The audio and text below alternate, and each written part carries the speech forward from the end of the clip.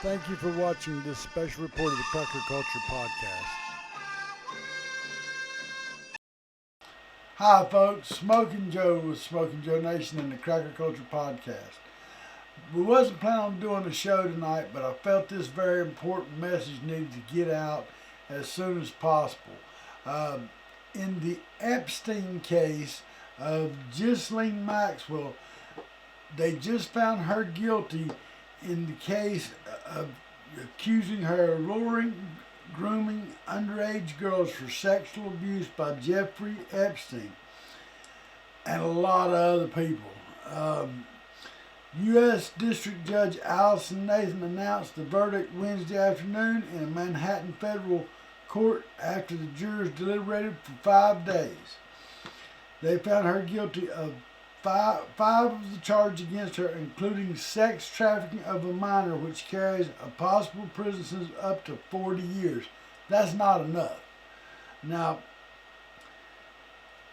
they said Ghislaine didn't appear to have much of a reaction to the verdict. At one point, brushing her hair and taking a drink of water while waiting for the jury to return to the courtroom, just looked down with her hands clasped as she's praying that she probably don't get Epsteined while she's waiting her next trial. Now, I know that she's still got indictments coming up for perjury. This is a win. The people, we knew something was going on. We knew that they were abusing children, and for a woman to take underage girls and lure them in, and she gave them comfort. She gave them a feeling of comfort, like, well, I'm his girlfriend, and it's all good. We'll help you get your schooling. We'll help you do this.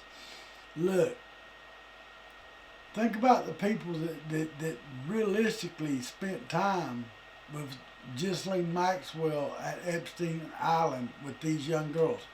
Bill Gates, Prince Andrew, Leslie Wexner, and everybody's favorite, Bill Clinton, amongst many more. Now, Maxwell enticed young girls, some were as young as 13 years old, into Epstein's web of sexual exploitation and abuse between 1994 and 2004. It's come to an end, but I think we're just at the beginning of what should really be huge. I think that there should be no redactions. I think that it ought to be totally transparent. Anyone that took part in any abuse, sexual, any type of exploitation of any of these underage girls that was tied in with Jeffrey Epstein should be held accountable. We all knew something was going on. Now, her attorney has said they plan on appealing this. Of course, you knew that was going to happen. Let them appeal it. But for our children, we have got to put a stop to allowing people like this to just get away because of who they know or who they rub shoulders with. I know a lot of powerful people, but I don't give a damn who you are. If I find out you're messing with a kid, I'm calling. I probably ain't calling nobody. I'm probably going to call somebody to come pick you up because you're probably going to be laying there. I'm just saying. I'm an old man, but I still got enough in me to defend a child if I have to. To me, this is remarkable news.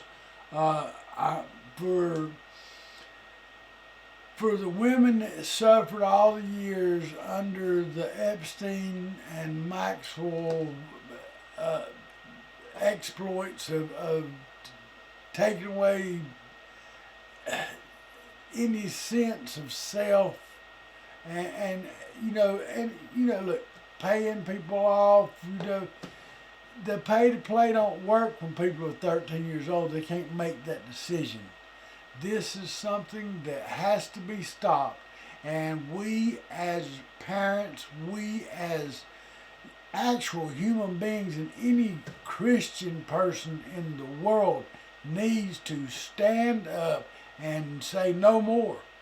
We'll have no more of this shit. And look, 60 years ain't enough for what she done. I mean, realistically, if I'm not really a proponent of the death penalty, except for when it comes to children. And I tell you, if you do something to a child, you need it done back to you 100-fold. So